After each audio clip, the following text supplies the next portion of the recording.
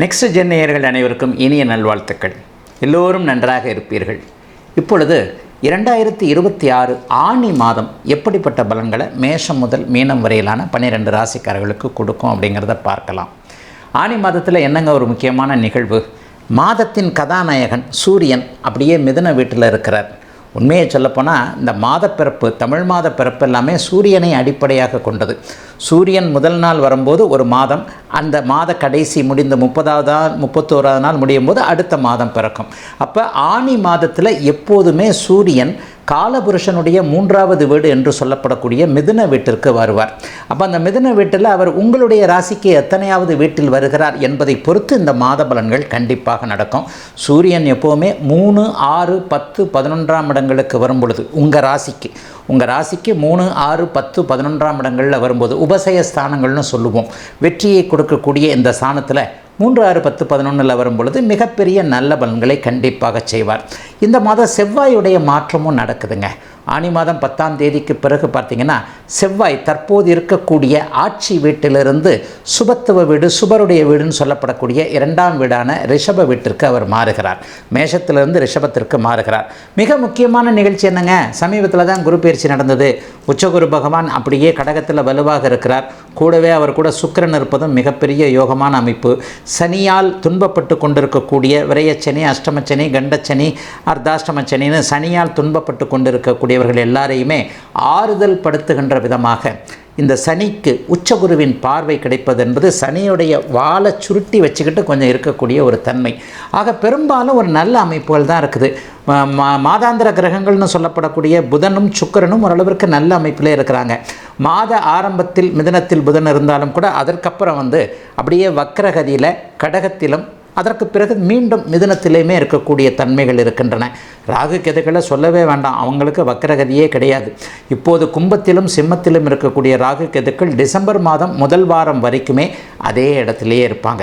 ஆக ஒரு 12 ராசிக்காரர்களுக்கும் கெடுபலன்களை, சாதகமற்ற பலன்களை அப்படி நடக்கும், இப்படி நடக்கும், இந்த மாதிரி ஆகிடுவீங்க, அந்த மாதிரி ஆகிடுவீங்கன்னு சொல்லக்கூடிய அளவில் நிச்சயமாக மாற்றங்கள் இல்லைங்க. செவ்வாயுடைய மாற்றம் நன்றாகவே இருக்கிறது. மாத பயிற்சியில் மிதுன வீட்டிற்கு சூரியன் போவதும் உச்சகுருவானவர் ஒரு நிலையில் சுக்கிரனோடு சேர்ந்திருப்பது, புதனோடு சேர்ந்திருப்பது, அதன் பிறகு சனியை பார்ப்பது என்பது ஒரு மிகுதியான நல்ல அமைப்புகளை, கல்வி சார்ந்த அமைப்புகளை நல்ல இதை கொடுக்கும். மாணவர்களுக்கெல்லாம் கொஞ்சம் ஓரளவுக்கு படிப்பில் கொஞ்சம் அக்கறை வரும். அடப்போங்க சார், எந்த காலத்தில் சார் மாணவர்கள் படித்தாங்கன்னு கேட்குறீங்களா? ஆயினும் ஒரு காலகட்டத்திற்கு பிறகு தன்னுடைய எதிர்காலத்தை பற்றி இளைய பருவத்தினர், சிறார் பருவத்தில் இருக்கக்கூடியவர்களுக்கு கொஞ்சம் அக்கறை வரும் இல்லையா? அந்த அக்கறை இந்த ஆனி மாதத்திலேயே வருங்க.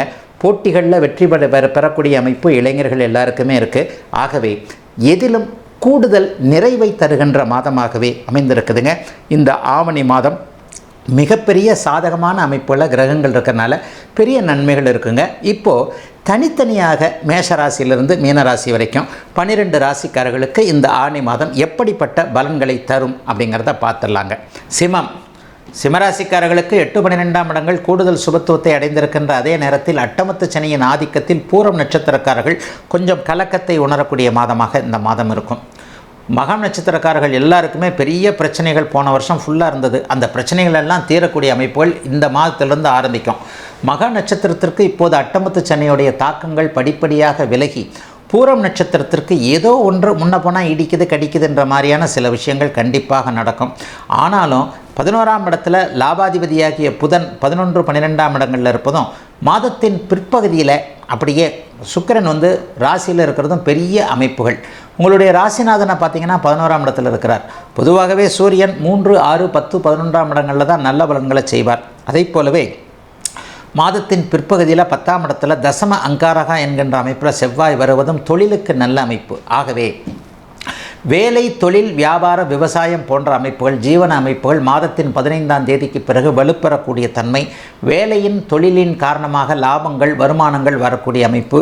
எதிரிகளை வெற்றி கொள்ளக்கூடிய அளவிற்கு மனோதிடம் இருக்கக்கூடிய நல்ல மாதமாக இந்த மாதம் அமைஞ்சிருக்குங்க.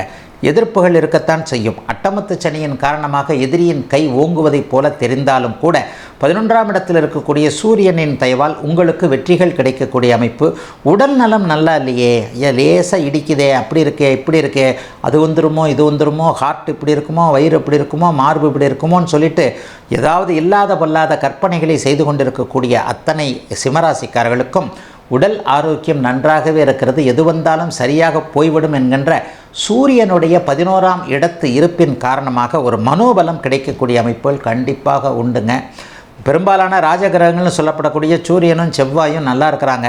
குரு பகவான் 12ஆம் இடத்துல இருந்தாலும் கூட உச்சகுருவாக இருக்கிறார். பஞ்சமாதிபதி உச்சமாக இருக்கிறதுன்றது ஒரு பெரிய நல்ல அமைப்பு தான். வெளிநாடு வெளிமாநில ஆசைகள் கொஞ்சம் நிறைவேறும். தூர இடத்துல இருக்கக்கூடியவர்களுக்கு செலவுகள் இருந்தாலும் வீடு வாங்குவீங்க, காடு வாங்குவீங்க, கார் வாங்குவீங்க. எதற்கும் ஒரு விரயங்கள் செலவுகள் அதிகம் இருந்தாலும் கூட சுப செலவுகளாக இருக்கக்கூடிய தன்மைகள் தான் இப்போது சிம்மராசிக்காரர்களுக்கு இருக்கிறது. சிம்மராசிக்கார பெண்களுக்கு இப்போது கணவரை நினச்சி கொஞ்சம் வருத்தங்கள்லாம் இருக்கும். இந்த மனுஷன் ஏன் இவ்வளவு கடன் வாங்கினார், ஏன் இப்படி பண்ணார் அப்படி பண்ணாருன்னு தெரியலையே அப்படின்னு சொல்லிட்டு.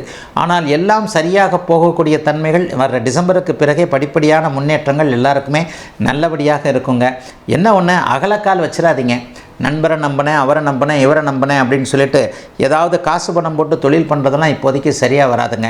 அட்டமத்து சனியில் இருக்கிறதையும் பிடுங்கிட்டு விட்டுரும் அப்படிங்கிறது தான் சனியோடைய வேலை. இந்த சனியோடைய வேலை இப்போது உங்களுக்கு கிட்டத்தட்ட பூர நட்சத்திரக்காரர்களுக்கு எல்லாருக்குமே இந்த வருஷம் முழுக்க நடக்கும். ஆக எதிலும் கொஞ்சம் பொறுமை நிதானம் காட்ட வேண்டிய மாதமாக இந்த மாதம் இருக்கும். ஆனால் பயப்படுற அளவுக்கு பெரிய அளவில் கவலைகள் எதுவும் இல்லாத நல்ல மாதமாகவே அமைஞ்சிருக்குங்க ஆனி மாதம் சிம்மராசிக்காரர்கள் எல்லோருக்கும்.